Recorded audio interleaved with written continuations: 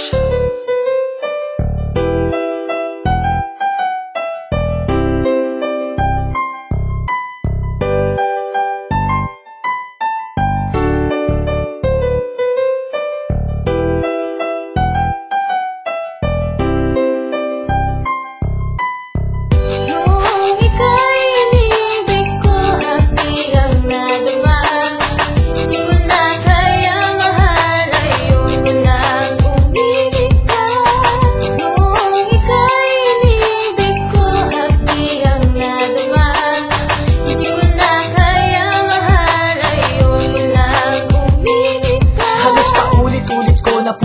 Ang iyong bali na pagsasabihan ka, piloso kung walang pake.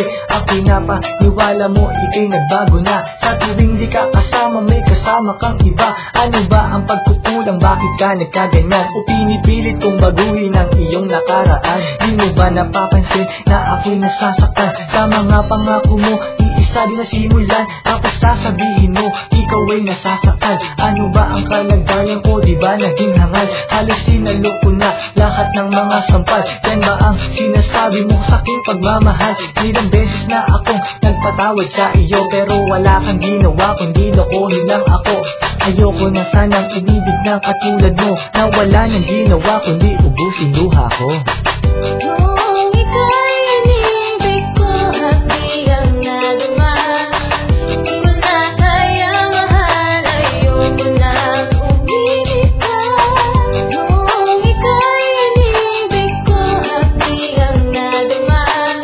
Di ko na kaya mahal, ayoko nang umibig ka. Parang ayoko nang umibig ng isang katulad mo. Bakit puro ba pasakit ang dinulot ko sa'yo? Nagmukha nang ang katulong tagalinis ng kubeta.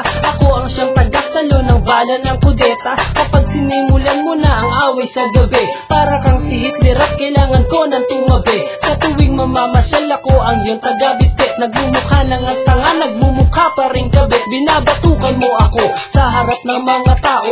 Kulang na lang ituring mo ako na hindi tao. Naninira ng suot, palupitan ng lusot. Gusto mo kasi palagi may awayan at gusto. Naiinis na ako sa'yo, palaban na nga ako. Kaso lang hindi ko sure kung tatalaban ako ng aking desisyon na makipaghiwalay sa'yo. Ayoko nang umibig, tapos na ako sa'yo. Kung ika'y inibig ko, hapdi ang nadama. Di ko na kaya mahal, ayoko nang umibig ka. Kung ika'y inibig ko, hapdi ang nadama.